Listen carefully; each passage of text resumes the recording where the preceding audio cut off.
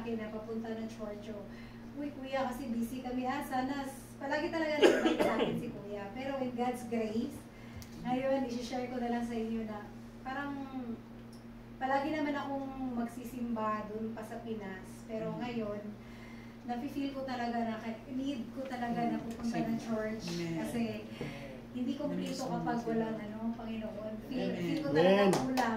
Tapos, grateful din ako kasi yung mga anak ko ngayon, yung tatlo, I have 3 children. Puro honor sila, yung grade 11, honor, tsaka yung grade 2 ko, at tsaka yung yung grade 9 ko. Kasi tatlo yung puro babae. Tapos, yan lang yung share ko. Feel ko talaga, maswerte ako sa sa mga anak ko. Kahit sa kasi separated ako. Single mom kasi ako eh.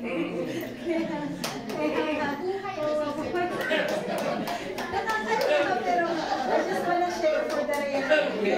God only knows and for everything. Thank you so much.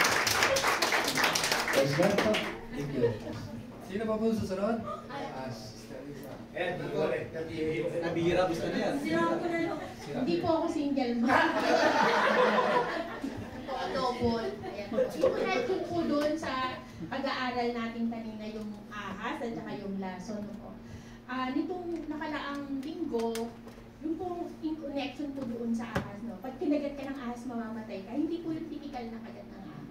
Kundi may mga tao na akala mo kaibigan mo, pero yung pala sasaksakin ka ng patalikod. So parang kinagat ka na ng ahas din nun. Because meron tayong faith ng paniniwala natin na hindi tayo kayang talunin ng mga ganong klaseng mga pagsubok sa buhay. So nasabi ko nga din kanina na nakaranas ka ng depression. Kahit matagal ka nang nag-a-abroad, akala mo sanay ka nang mag-isa. Akala mo hindi ka na makakaranas ng homesick. Akala mo okay ka na kasi mas matagal pa yung ipinag-abroad ko kaysa itinigil ko sa Pilipinas. So parang akala ko sanay na ako. Pero nung dumating yung depression sa buhay mo, kahit gaano ka pa katatag, masasaktan at bubuho ka eh. Pero dahil meron kang paniniwala, meron kang faith, magpipray ka. Ayoko lang kaya, pero talaga. Kasi yun eh, kahit ako napunto sa kanila kanina, kaya ang sakit ko talaga na akala mo kaibigan mo yung mga tao na nilalapitan mo, mga balat kayo, yung mga nagbabalat kayong mabuti, pero hindi pala. So, salamat kasi meron tayong church na pwede nating lapitan, pwede nating katulad ng mga ganitong sitwasyon na sa kanila mo lang masasabi lahat kasi alam mo na imposible naman na may plastic pa dito, imposible naman na may mga orohan dito. So, salamat sa buhay. Tupperware, mas mahal. Dahil matagal na, katulad, mag-isa ka lang kasi dito, mapapalad yung mga tao na dito yung pamilya nila. Mapapalad sila kasi kasama nila yung pamilya nila. Pero yung ikaw na mag-isa ka lang, pag nakaranas ka ng depression, kahit matagal ka na sa abroad, eh Lord ka lang talaga lalaki. God is the Lord. Amen.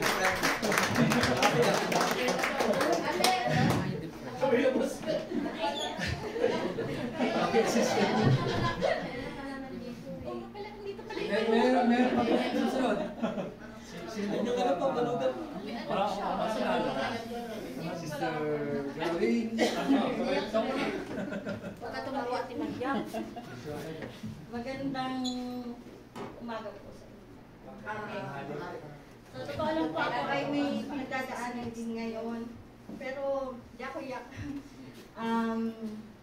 Ayun nga po, sinasabi ko kay Joy na Thursday, kuhain niyo ako dito kasi hindi ako iiyak. Kailangan ko ng gusto kong, kasi dito parang dito ko na-feel yung wala ang kaya sabi ko, Joy, hanggat maaari ko din ako ng Thursday. Dapat nga absent ako ng Thursday kasi hindi ko talaga maano. Pero sabi ko, Lord, patatagin mo pa ako, kaya ko ba to? Hindi sana ako aatay ko, sabi ko, pinanghihinaan ako. Gusto ko magmukmok, gusto ko magsarili. Pero yun, nung pag-scroll ko sa sa Facebook ko, parang sabi ko, Lord, talk to me. kailangan ko yung presence mo, yun. Tapos nag-pop up dun sa, sa Facebook ko na, that I'm here, I always with you. Kaya, kailangan ko magpatuloy. Yun. So, kaya andito ako ngayon at talagang magpapatuloy ako. Sabi ko, sa struggle na hinaharap ko, mas lalo akong kakapit sa'yo. Amen. Ako si Brother. Ako po yung magkakasalamat po sa Panginoon at yung mga graduate po sa SOM. Dalangin ko po na ipagpatuloy po natin yan sa paglilingkod sa ating Panginoon Diyos na buhay. At yun nga po, nakatapos po tayo ng isang 5 weeks. 5 weeks po.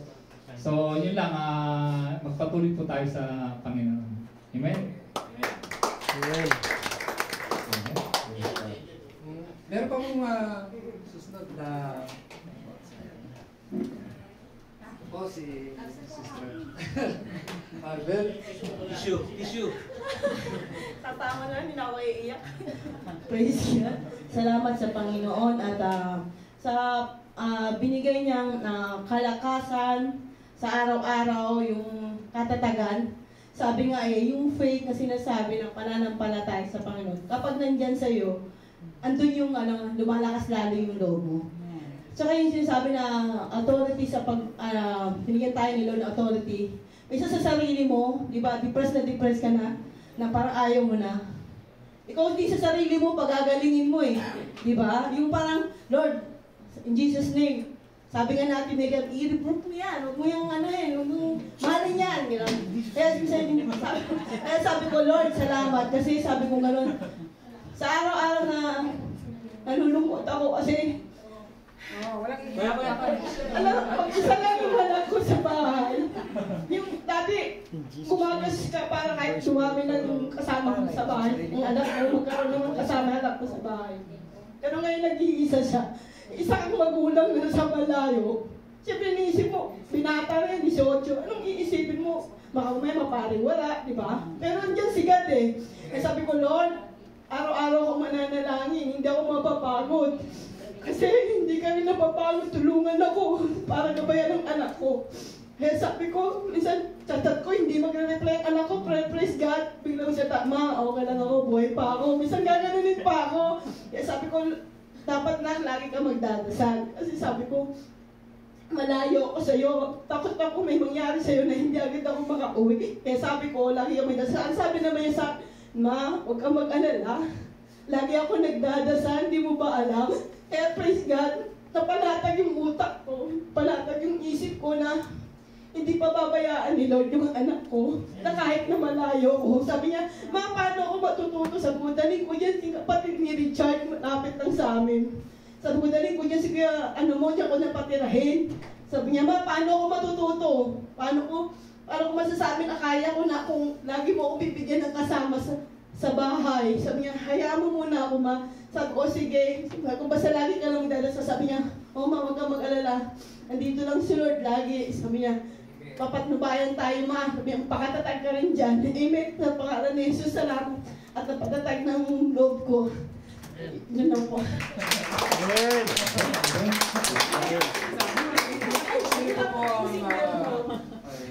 Single o double? Mapagpalang tanghali po sa ating lahat at higit sa lahat sa ating Diyos na buhay. Gusto ko lang i-share yung kabutihan ni Lord sa buhay ko. Before, when I was still a single parent, yung anak ko sa pagkadalaga is graduate na siya. But this Monday, so glory to God, sa katalinuhan na binigay niya kay Ivan, she will graduate with the highest honor. So, siya yung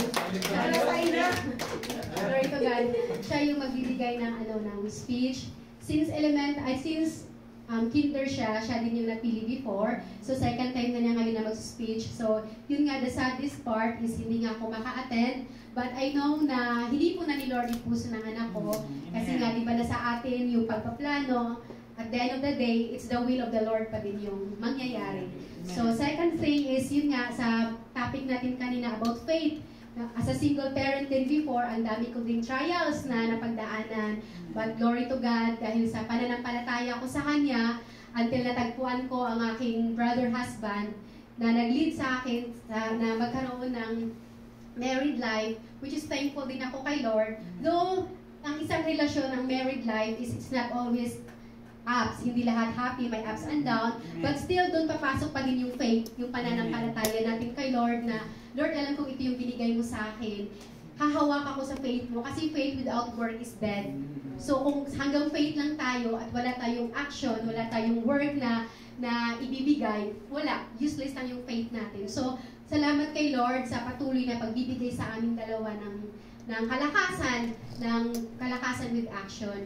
And lastly, nagpapasalamat ako kay Lord. We claim it already na blessing siya yung pagkakaroon namin ng soon to be a baby. Hindi siya baby na oh, thank you Lord kasi nagkaroon talaga kami a months before kasi binigyan kami ni Lord ng wisdom na mag-ipon ba, mag-save para if ever pagdarating yung time na mabubuntis ako, merong magagamit. So hindi namin alam na iba pala yung plans ni Lord, na yung pera pala na naipon namin is iba pala yung paglalaanan nun. So thank you Lord sa wisdom na binigay niya, at least hindi na kami nagipit. So within the budget lang talaga yung binigay niya sa amin, hindi naman kami high maintenance, nasa ano lang naman. So glory to God kasi si Lord talaga nakakaalam kung ano yung pangangailangan natin, kung ano yung needs natin. At within that budget lang din talaga yung ibibigay niya sa atin. At the same time na sa atin na yun kung i-accept natin na within that budget lang.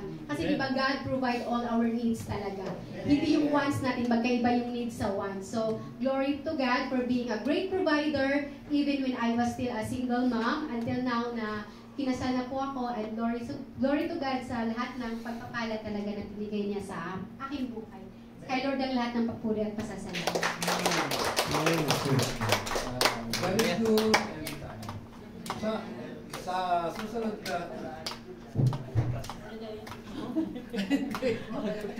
ang ating pong susunod ay ang announcement. Pakiyan na po, sister. Hindi mo na-prepare. Namatay ka na Sabihin na lang. Announce na lang by word. Ano na, sa sunod na lang. Kaya mo Ikuha na lang sa group. sa group. Sa group na lang, kuya, hindi nakagawa. Ay, Ate Angel, Sa sunod na lang, ikuha na lang sa group ang gagamitin. ayan po. Ang mga announcement ay susunod nating makikita sa group. Sa group ng UI. Susunod natin ngayon ay ang closing prayer mo ni Sister Maris. Amen. Kasunod na rin yun. Announce na yan, announcement. Sister Mariam. Sister Mariam. Kasunod yan. Sa yung benediction, di ba? Hallelujah, Lord. Pinupuri, dinadakila at pinapasalamatan ka po namin sa umagang ito, Lord God. Salamat po sa katugumpayan ng aming Friday sa Panginoon. Pinapasalamatan ko rin po ang buhay ng aking mga kapatid na sa music team, Panginoon. We continue to worship you, Lord God, in spirit and in truth. Naway gamitin lang po namin ang aming mga talento para sa inyong kapurihan, Panginoon. Amen. Lord, pinapasalamatan ko rin po ang buhay ng ating kapatid na Sister Mariam, Panginoon, na iyong maging daluyan na iyong mga salita, Panginoon. Naway tumatak sa aming puso, sa isip, Lord God, at sa buhay namin yung mga mensahe na binigay mo ngayong umaga nito, Panginoon. Lord, salamat din po sa buhay ng aking mga kapatid na nandito ngayon, Lord God. Lord, patuloy po sana kami palalim sa iyong mga salita, Panginoon. Sabay-sabay kami lumago, Panginoon, sa iyong banal na salita, Panginoon. Father God, alam ko po may mga pinagdadaanan